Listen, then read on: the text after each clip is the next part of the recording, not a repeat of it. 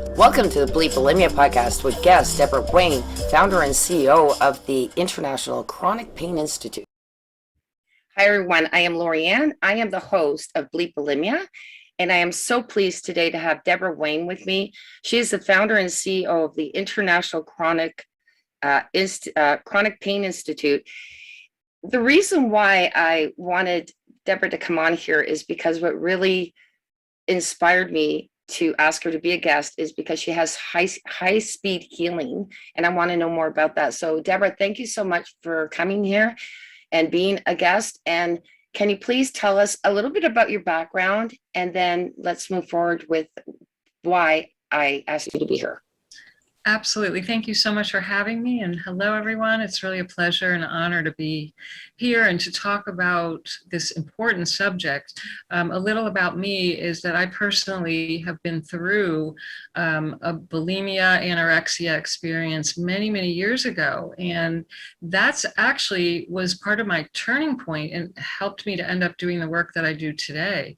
I didn't get here by any beautiful roses and unicorns and love and light. I got here because my health crashed and burned, and I had chronic pain from head to toe, and my hair was falling out, and I had ulcers and horrible PMS, and I became addicted to painkillers and then addicted to caffeine and sugar and binge eating, and I would sit and eat 2 pints of ice cream at night just to numb out the emotions that I didn't even know I had.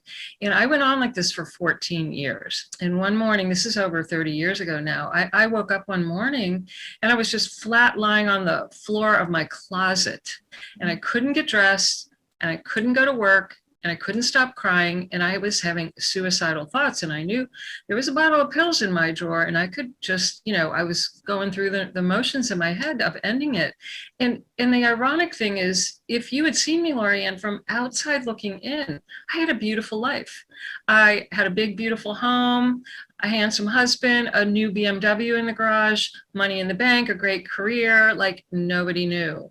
But I was bankrupt inside, and I was so unhappy, and I used pills and lotions and potions and shopping and eating to cover over the pain. And it stopped working for me. And that day was my turning point, and I screamed out at the sky of the ceiling to a God I did not believe in at the time. And I had what you would call a spiritually transformative experience that I was not expecting. And literally within seconds, and you have to understand, I had 14 years of nothing but anxiety and depression. I had no other feelings. I was worried all the time. I had a critical committee in my head. I was never good enough, never felt like I fit in, had a hole in my gut, just, it was unfillable, no matter what anyone said. But on that day, after screaming this prayer of desperation, the closet was filled and engulfed me in this love and peace that I had never felt before. And I stopped crying immediately. I knew I was going to be okay. An inner voice said, "You just need to get up and get some help." And I picked up the phone and called a professional. I started telling the truth about how I really felt, quit trying to fake it till you make it. And my healing began. And I could go on and on because it really was the next year and a half of my life was highly transformative. And it began the foundation of all the work, when you fast forward, that I've been doing for many years now. I started to unlearn and relearn a lot of things. And I began to practice meditation again, which I had dropped.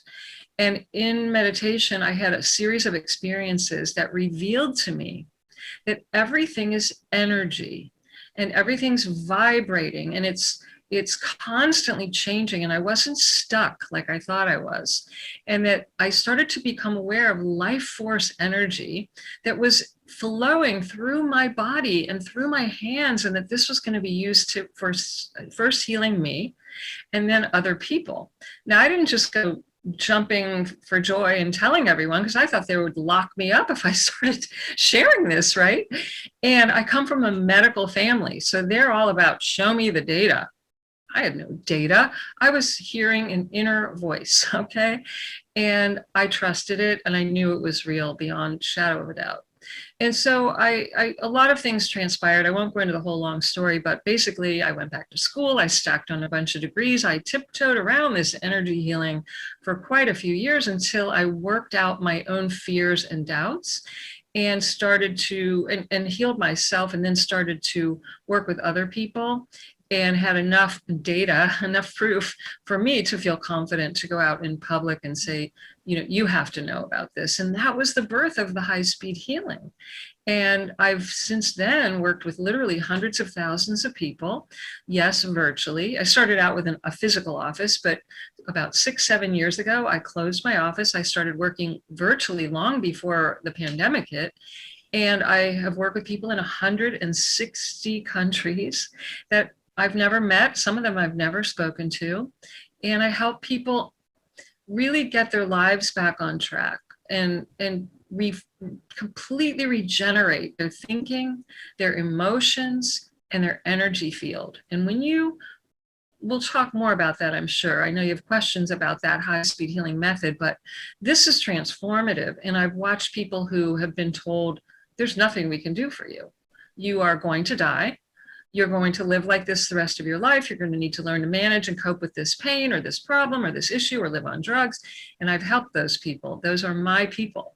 And I've watched them transform and get their lives back, their energy back, start doing what they love with the people they love. And there's nothing I'm more passionate about now, even though this wasn't on my goal list to be doing this work. I had no clue I would ever be doing any of this. So again, thank you for having me today and allowing me to spread the word, because I don't think a lot of people know there's hope when they hit a certain point like I was at. Well, you're absolutely right there. And I love that. Doing things with people you love. I love that critical committee. Yeah. You know, our listeners, this being called Bleep Bulimia, obviously that will be the primary listeners, but I also have so many different guests that talk about other things. But, and being bankrupt aside, those are three things that I could totally connect with, because I don't know if you know my history, but I went through 30 years of being bulimic and I've been 11 years recovered. Through those 30 years, there weren't the people there that I knew. At the beginning, I did have one on the onset, but then I moved away from her because I got married, and she was really good. But then I lost myself because I couldn't find another person like that. Right. And that's why I put this podcast together, is to find people like you, Debora, to find people who can give, and you're saying that too, like, oh, you're never going to recover. I mean, I look at, you know, groups that say, I'm never going to recover. I'm always going to go back again. Yes. I'm thinking, I'm 11 years. And let me tell you, I don't want to go back. I am fully recovered. Exactly. I love that, because I see these groups and they're reinforcing the disease. They're reinforcing the problem. And I identify so much with you. My healing began when I found that first person and I started to tell the truth. And she was, you know, such a great mentor for me. And that's why I started to heal. I had to have another person. You can't do this by yourself. No, you can't. And so let's move on to, because I know there's a couple more things. You also know that you're an author, so I want to hear about that too. But please let the listeners know, how did you come up with the high-speed healing? What does it entail? If you can give us a few tidbits on that, that would be great. Sure. So when I first began working with people, I discovered, well, I had a really profound experience with the energy flowing through my hands and knowing this was to be used for other people. And I had quite a few experiences within a small circle of people where I saw actual instantaneous healing results. And I knew I had to do this. And there was no teacher for this. It was an internal intuitive guidance that developed this for me. And I followed it and experimented and took notes like a scientist and kept documenting what I was doing. And eventually, this is way back in the early 1980s, I became a Reiki master just to have something to call it, because I at least found some people who understood what I was, you know, to some degree what I was doing, but I knew Reiki wasn't really what I was doing, but it gave me some kind of framework. And then I became a yoga teacher. And I also realized, my God, this is ancient wisdom. system. They've been talking about the invisible energy field, these subtle bodies that surround the physical. And they talked about this for thousands of years. That's what helped me become more comfortable. And I started offering sessions to my students. And I began to have really profound healing experiences. I'm talking people who had been binge eating for 17 years and in less than an hour stopped. I had people with 30 years of fibromyalgia pain, and they were told there is no cure. And in less than an hour, they are pain-free. And this went on. And believe me, I was as shocked as you look. And I started thinking, how can I not share this with the world? I have got to get over my fear and self-consciousness. And it still took me quite a long time, but I did. Well, after working only with the energy method for quite a few years, I found there was a percentage of people, maybe about 10%, who did not fully heal after a series of the high-speed energy healing experiences. I would do a series of sessions with people. Most of them were good, and they would go on their merry way and go back to living.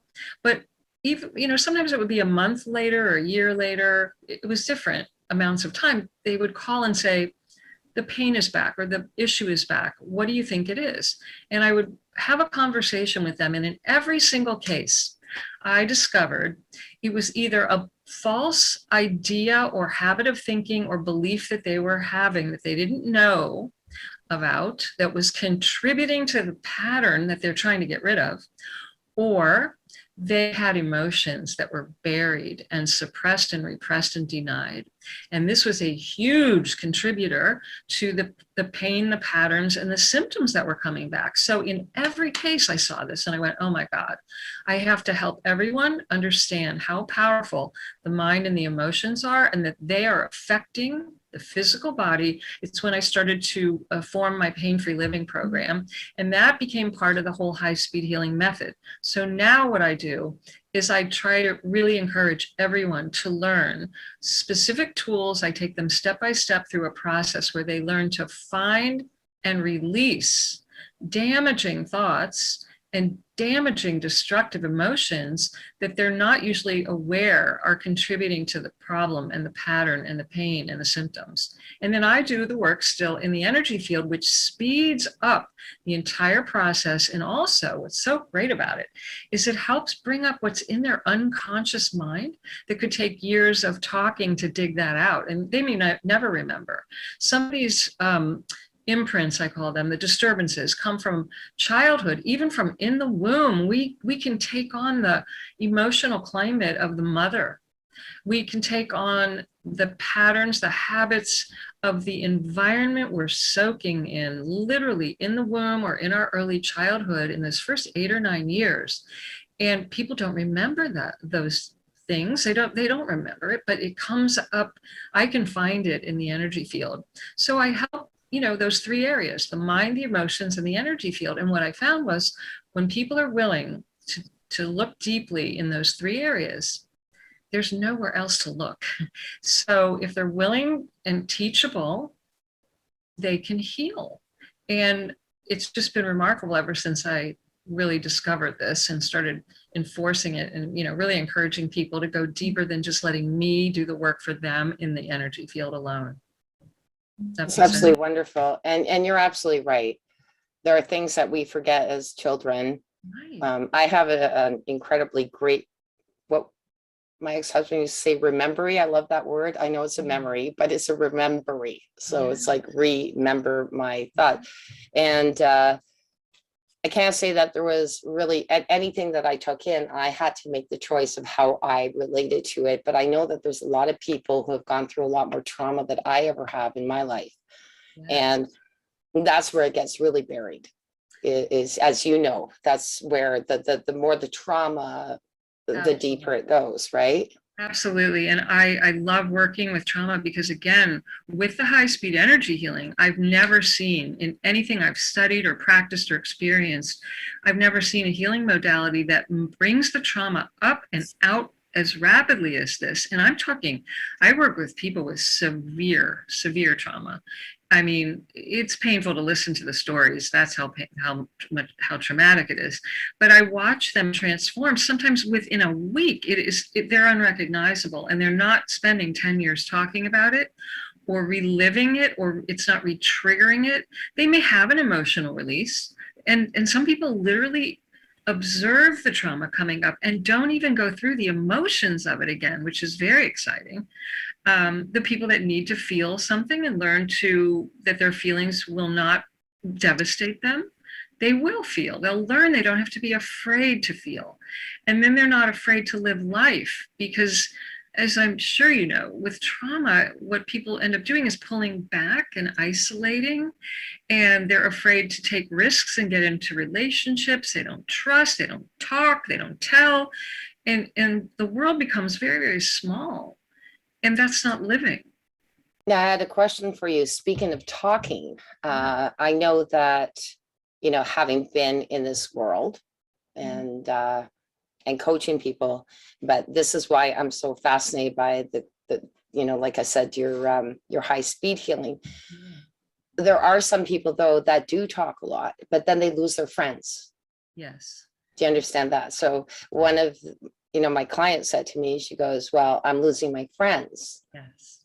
And I said, because they don't want to hear it, and it's not that they don't want to hear it.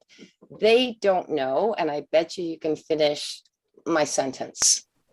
Well, it's threatening to them, to their reality. And I just had this conversation last night with a client who had a huge awakening himself and discovered all the trauma and the pain and started to let it go. And literally, I mean, he looked like 10 years younger and had a different confidence about him, and started to recognize he's going to live his life from a different place.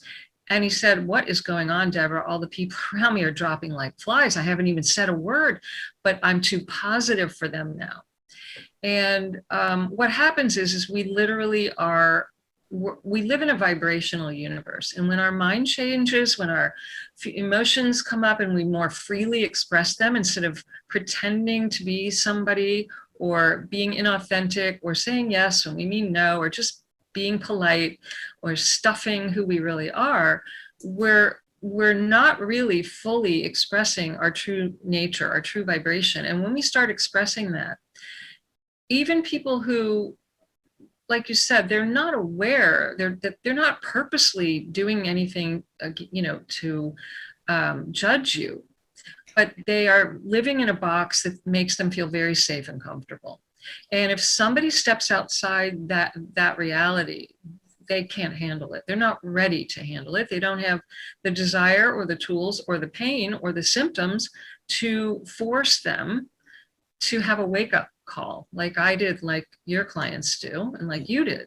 And so they just need to be where they're at, and they may not relate to you any longer.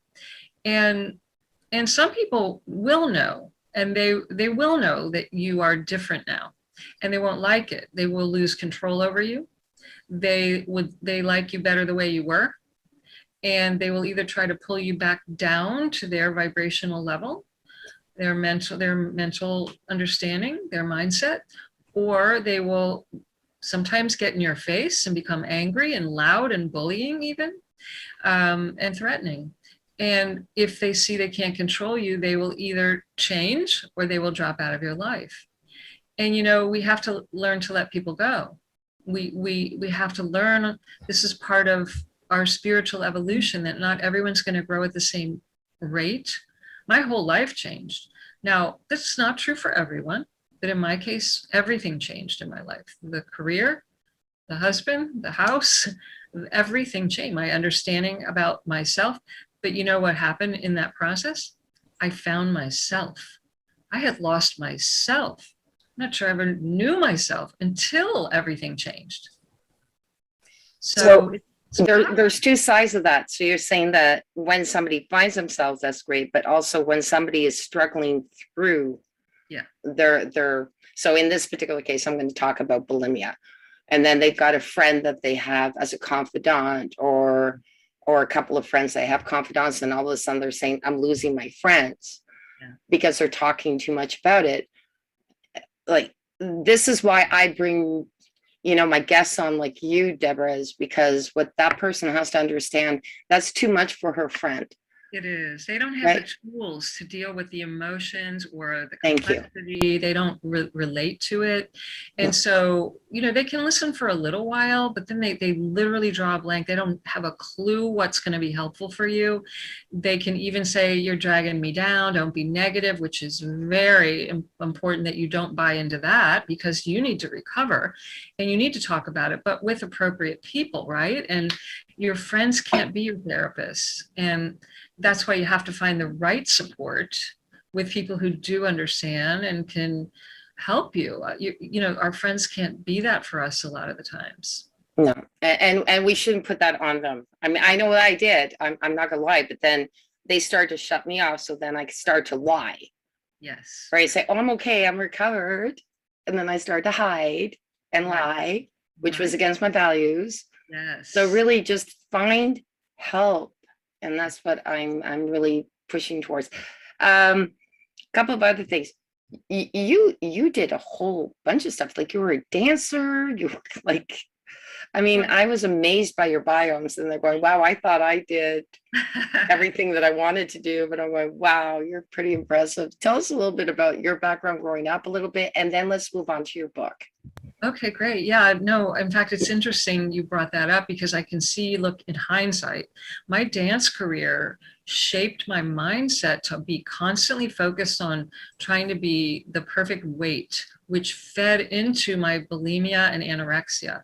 I was told at the age of 4, I knew I wanted to be a dancer, and I had a cousin who was a ballerina, and I'm like, I want to do that. So I started going to dance classes.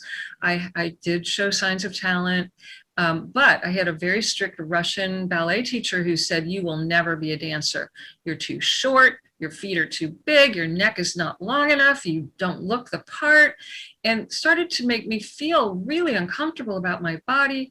And part of me was angry and was like, I'll show you. And part of me was like, oh my God, like, I'm never going to be good enough. So I went through years of training. I mean, literally 3 times a week after school, I would go for classes. I started to perform at a very young age. Then in college, I majored in it as well. And all I could think about was becoming skinnier, and maybe that would make me good enough. And there was, in those years, there was a strong emphasis on being this perfect weight. And I would weigh myself 20 times a day. I would starve myself, and then I would binge eat to make up for it, because I was starving. I got so weak at one point. I weighed 75 pounds, and I had to hold myself up to take a shower. And I even had a ballet teacher say, I'm worried about you. Your leotards are bagging on you. Now, when your dance teacher tells you that, something's wrong. And I would say, no, you're crazy. I'm fat. And I just, it all fed into this mindset of not enough, not good enough, not pretty enough, not thin enough, not smart enough, not jumping high enough, whatever it was. And I just couldn't get over that for years. And so it was a fabulous time in my life and the worst time of my life together. If I could redo it with what I know now, it would be different. And that's where, later years, when I went back into the yoga world and became a yoga teacher, I was able to do it with a healthy mind and body and spirit. And it didn't replace my dance career, but it certainly was the next chapter. Yeah, and I had a background in the visual arts as well. I became a world-known glass artist. And what I see, though, from all of this is that my dance and my visual arts, my meditation, my yoga, all the things that I love to do, they were training me to become very sensitive to energy, to my own energy and to the energy around me in space, and to the energy that you start to understand the information when you meditate, that you can activate your intuition. I became very empathic to other people's energy. And all of this fed into the career that all the work that I do today. I didn't know it at the time, though.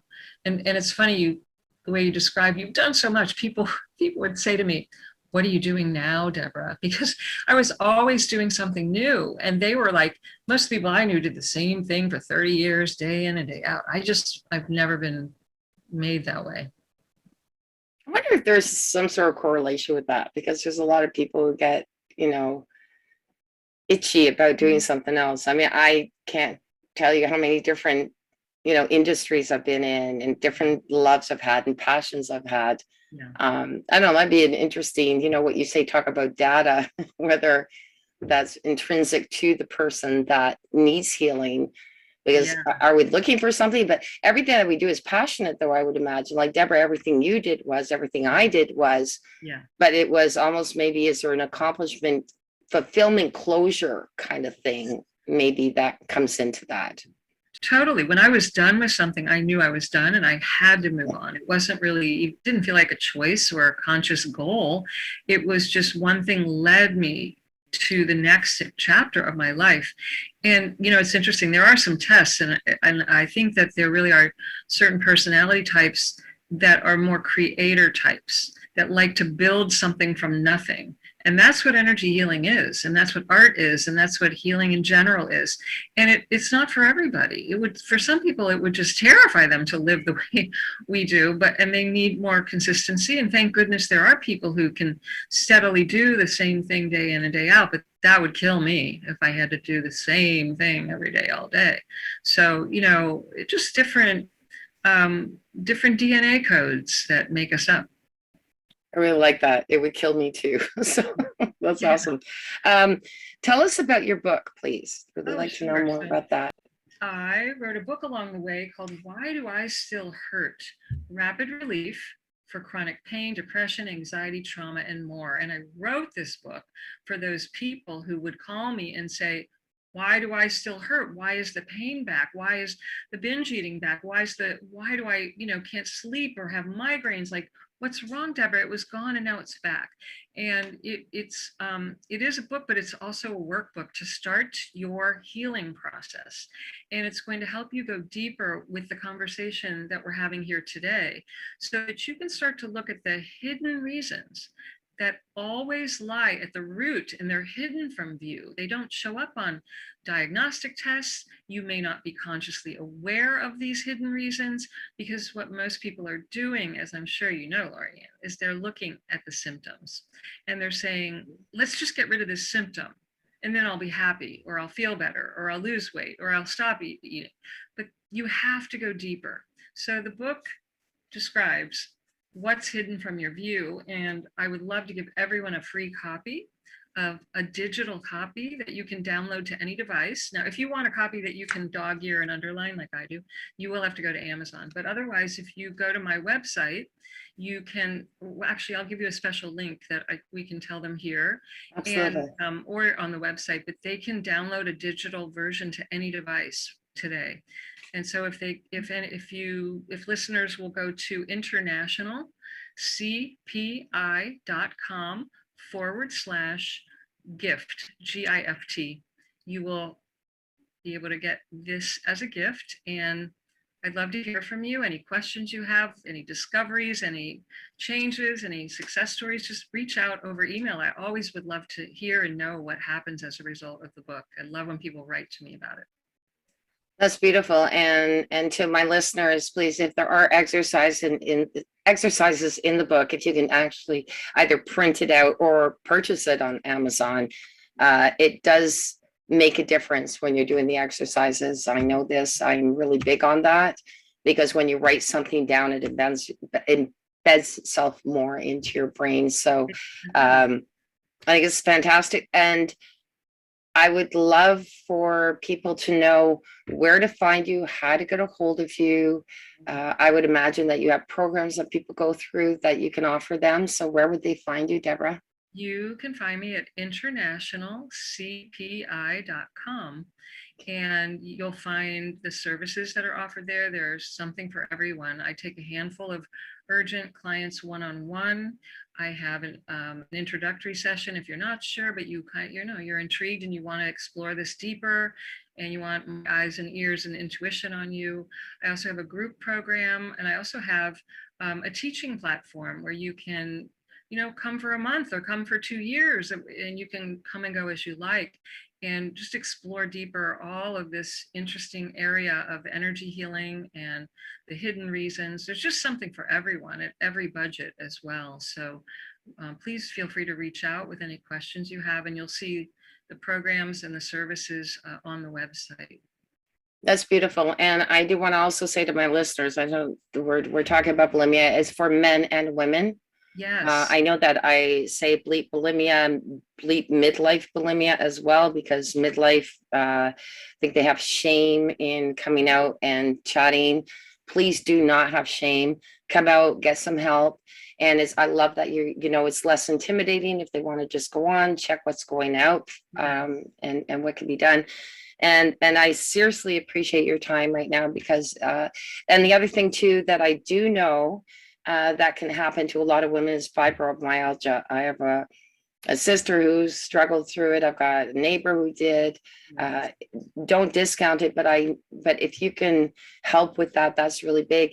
And I would imagine, and I don't know because I am not a doctor, and I'm just saying that, but if you're struggling with bulimia and fibromyalgia at the same time, really, please seek out help and support. And that's why I have Debora here to, reach out to. I really appreciate it. And also to my listeners, please read the notes. If you're on the link Buzzsprout, there is going to be a link with the book to also Amazon if you want to purchase it and dog ear it like I love to do. I love to highlight things and I love to do the exercises. But if not, there's also going to be in the notes the link to the PDF. So again, thank you very much, Debora. I really appreciate having you here today. It's such a pleasure to be here. And I love what you just shared, because with fibromyalgia, it often does link to bulimia or, some type of eating disorder. And unfortunately, in my opinion, and I'm not giving medical advice, but I work with tens of thousands of people who have been given that label, and they're walking around pain-free today, but the information that's given is that there's no cure, there's nothing we can do for you, you're going to have to live with this. It is, in my experience, reported by lots of people that I work with that is not the case, and you can read the testimonials on my website. So please, you'll see success stories about binge eating, bulimia, starvation, yo-yo dieting, all types of physical pain, fibromyalgia, arthritis, everything under the sun, from migraines to thyroid to cancers to tumors and cysts. I mean, it's amazing what's possible if you're open and willing to just get some help. So I'm here for you, and I thank you so much, Lorianne, for allowing me to share my message. And I hope people leave today knowing there really is a reason to have hope, and you just need to take the next small step, just one step, and not give up. Absolutely. Again, appreciate you so much. Thank you so much, Debora, for being here today. Pleasure. Okay, take care. Thank you for listening to this episode. Be sure to visit me at bleepbulimia.com.